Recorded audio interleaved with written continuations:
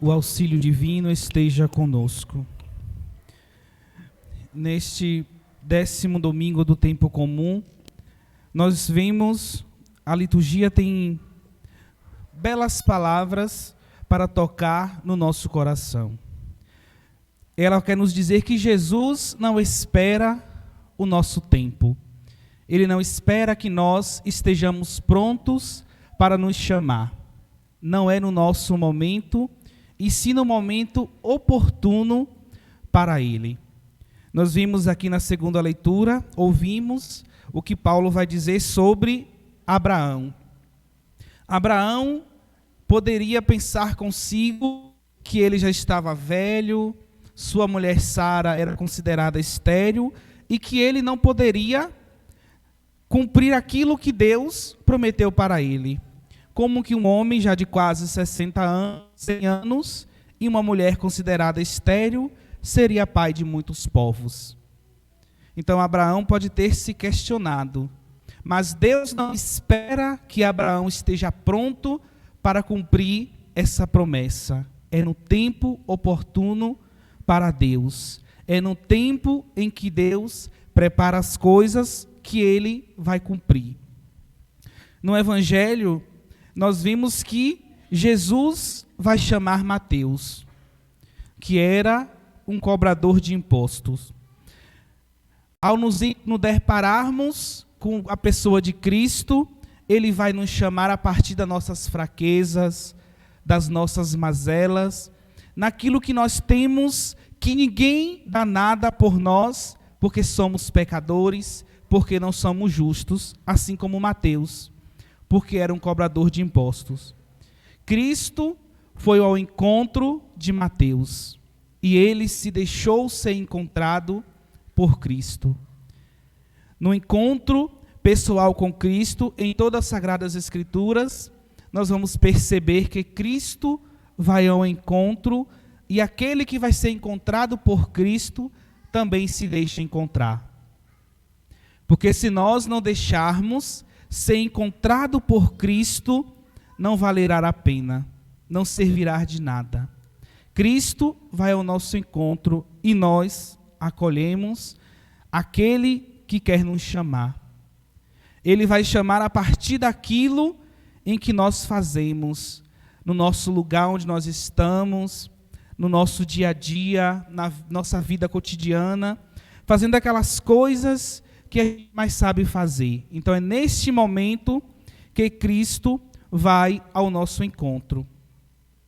E nesse evangelho, nós vamos ver que os fariseus, eles vão questionar por que Jesus vai chamar um pecador, um cobrador de impostos, e vai se assentar para ceiar com os pecadores. Só que Jesus, conhecendo os corações daqueles homens, que eles se achavam o digno, os senhores, aqueles que poderiam sentar-se à mesa porque eram homens justos, eram homens sem pecados. Só que Jesus, assim como conhece a vida pública de Mateus, conhece o que aqueles homens têm no íntimo do seu coração.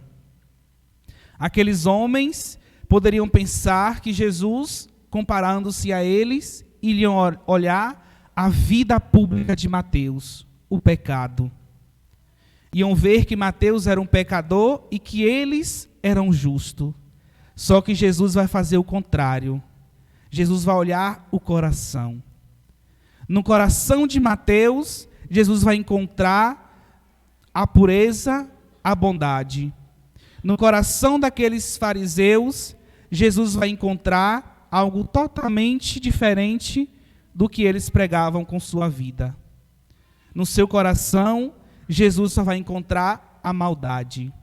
Aqueles que se acham os justos, os dignos de estar com o Senhor. Por isso que Jesus vai dizer: aqueles que têm saúde não precisam de médico, mas sim os doentes. Não são os justos que precisam de redenção, mas sim os pecadores.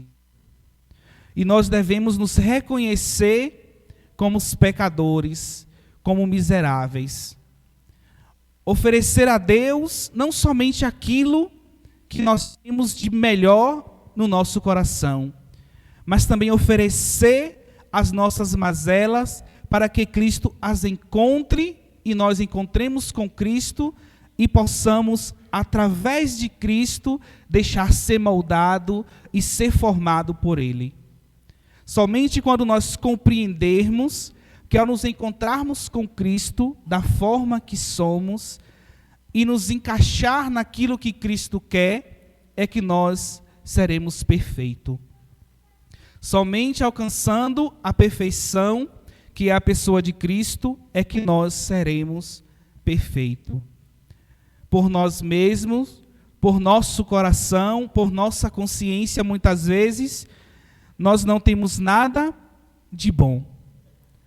Mas nos encontrarmos com Cristo, que é a bondade, que é a perfeição, nós seremos bom e perfeito. E Cristo vai dizer também para aqueles fariseus: aprendei, pois, o que significa: quero misericórdia e não sacrifício. Aqueles fariseus não usavam de misericórdia com ninguém, se achavam os senhores. E Cristo vai dizer que Ele vai usar de misericórdia para com todos. Eu quero a misericórdia. E querer a misericórdia é olhar para nós, é olhar para o irmão com esse olhar misericordioso.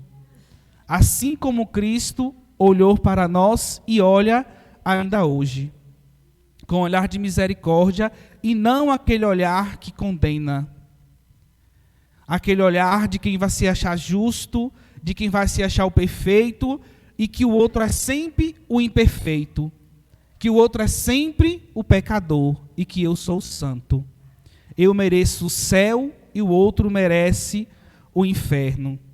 Só que quando nós condenamos o outro ao inferno por nos achar perfeito, nós estamos nos condenando mais do que a ele. Ao condenarmos o irmão, nós nos condenamos ainda mais, porque estamos deixando de fazer aquilo que Cristo quer, a misericórdia e não o sacrifício. Estamos deixando de praticar o amor para praticar a condenação, para praticar a discórdia. Na primeira leitura, o profeta Oséias vai dizer: quero o amor e não o sacrifício. Porque o amor vai estar relacionado com a miséria. Na segunda leitura, nós vamos ouvir que Paulo vai dizer que a fé lhe foi creditada com justiça. Somente quando amarmos os nossos irmãos, usarmos de misericórdia, formos justos uns com os outros, é que Deus vai agir com misericórdia para conosco. Aí vamos nos lembrar daquilo que nosso Senhor vai dizer em um outro evangelho: com a mesma medida que medis, será medido. Se você quer medir o outro somente com a justiça, Deus vai usar com você também somente a justiça. Se você usar para com o outro de misericórdia, Deus também vai usar de misericórdia para conosco, para com cada um de nós. E não vale a pena olhar para esse evangelho e dizer: eu quero misericórdia. Deus é misericordioso. Sim, Deus é misericordioso. Mas em Deus, justiça e misericórdia não se separam. A misericórdia e a justiça é uma balança em que não pesa para nenhum dos lados. Ela tem o mesmo peso, a mesma medida. Em Deus é dessa forma. E Jesus, ele vai passar pela nossa história, assim como ele passou pela história de muitos outros homens que ele chamou para estar com ele. Ele vai nos chamar na nossa imperfeição. Não fique pensando que Deus nos chama porque somos perfeitos. Não pensa que Deus vai chamar alguém para ser padre, bispo, para ser o papa, o chefe da igreja, porque é um homem perfeito. Deus quer chamar para que a partir dele haja mudança e nós consigamos ver que Deus age na vida e na história de cada um de nós, independente da circunstância. É Ele que age, é Ele que nos guia pelo caminho da justiça e da misericórdia. É Jesus que nos chama para com Ele caminhar, para com Ele estar. É Ele que nos chama para sentar-se à mesa, para ceiar com Ele na nossa imperfeição. Para nos lembrar que a misericórdia é maior do que o sacrifício.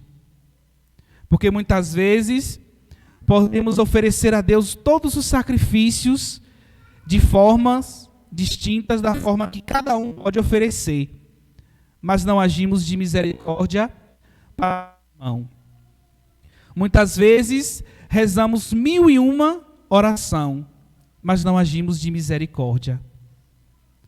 E a misericórdia deve estar em nosso coração, assim como o amor. O que Jesus nos lembra: amai o próximo como eu vos amei. Não é com o nosso amor imperfeito, com o nosso amor que só olha o que o outro tem de pior. É com o amor de Cristo, que olha para o nosso coração e vê o que temos de melhor dentro de nós.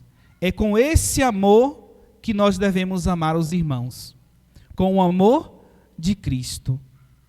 Sempre lembrar que o nosso amor é imperfeito, mas o de Cristo foi perfeito, foi até as últimas consequências. E é com esse amor que nós devemos amar. Cabe a nós, em nossa liberdade, assim como Mateus fez, responder ao chamado de Jesus. Somente na nossa liberdade é que nós poderemos responder a esse chamado. Abraão não respondeu ao chamado de Deus por causa da promessa de ser pai de muitos povos.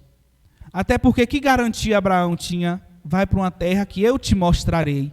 Onde é essa terra? Não sei. Mateus, Jesus vai e diz: segue-me.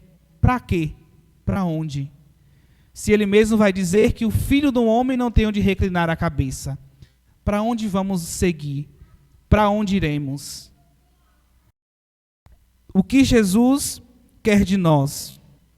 Então é na nossa liberdade que nós vamos responder esse chamado e fazer como muitos homens fizeram e faz ao longo da história. Na nossa liberdade, responder sim ao chamado de Cristo e nos deixar ser conduzido, ser guiado por Ele. Porque Ele é aquele que irá nos guiar e nos irá conduzir para o reino celeste. O convite de Cristo é para segui-lo, é para seguirmos para a Jerusalém celeste, para a glória do reino de Deus. É esse o segmento que Cristo quer de nós.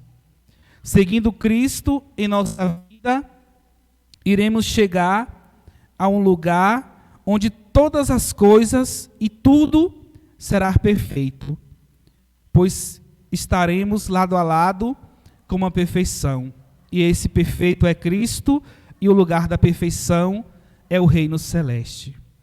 Então, que nós possamos compreender que Cristo nos chama ainda hoje, e só podemos responder a partir da nossa liberdade para segui-lo na justiça, no amor, para agirmos de misericórdia para os que estão próximos e se faz próximos a cada um de nós.